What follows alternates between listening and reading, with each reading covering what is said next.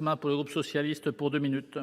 Victoire. Merci, Monsieur le Président. Madame la Ministre, l'avenir d'un enfant commence dès le plus jeune âge. Et en fonction du mode de prise en compte et de prise en charge, eh bien, l'enfant deviendra un citoyen.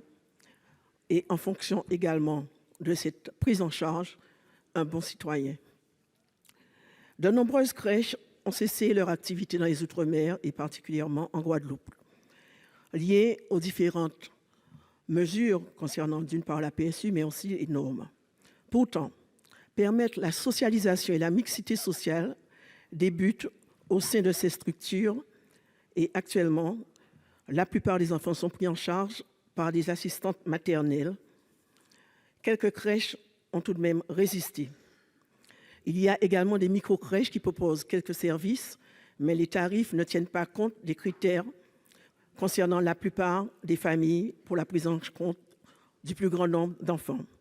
Or, la non-prise en compte des problématiques que j'avais évoquées il y a 1 an et demi auprès de votre prédécesseur, à l'attention de l'ancienne ministre, concernant l'innovation et la façon différenciée de traiter les problématiques concernant nos territoires, était nécessaire, notamment dans le domaine de la parentalité.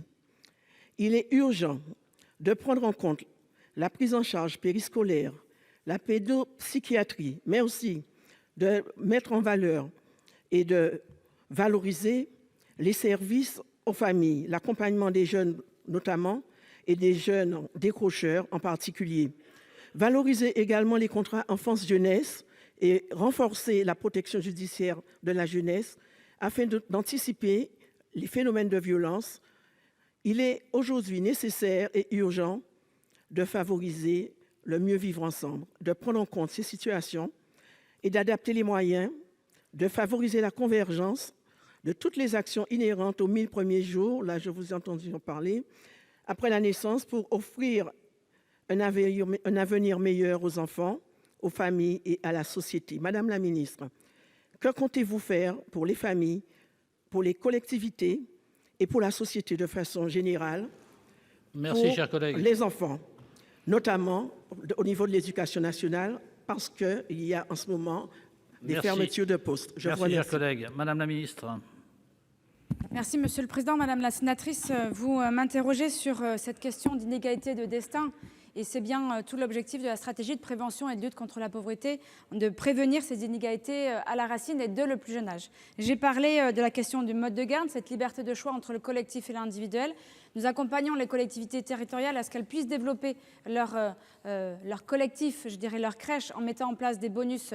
S'il s'agit des enfants handicapés, des bonus inclusion handicap, nous mettons en place des bonus, puisque nous avons revu la tarification de notre système collectif avec des bonus territoires, avec des bonus mixité sociale, qui sont des moyens supplémentaires pour qu'on construise des places et qu'on sorte les places là où il y en a besoin, parfois en QPV, en quartier politique de la ville, mais parfois aussi en ruralité ou dans vos territoires outre-mer, où on sait qu'on a un besoin important de places de crèche. Pourquoi nous développons le mode d'accueil? Parce que quand vous avez un constat qui est inacceptable, c'est qu'un enfant qui aura été en crèche ou auprès d'une assistante maternelle, qui aura eu l'école maternelle dès les 3 ans, et quand il arrive en CP à 6 ans, il y a un écart de 1000 mots entre un enfant qui aura pu bénéficier de cet accompagnement, de ce développement à son savoir par rapport à un autre enfant qui n'aura pas les mêmes chances. 1000 mots, c'est un mur pour certains, c'est un trésor pour d'autres. Donc nous devons combattre ces inégalités de destin, permettre à ces enfants-là d'aller en crèche, d'être gardés par les assistantes maternelles.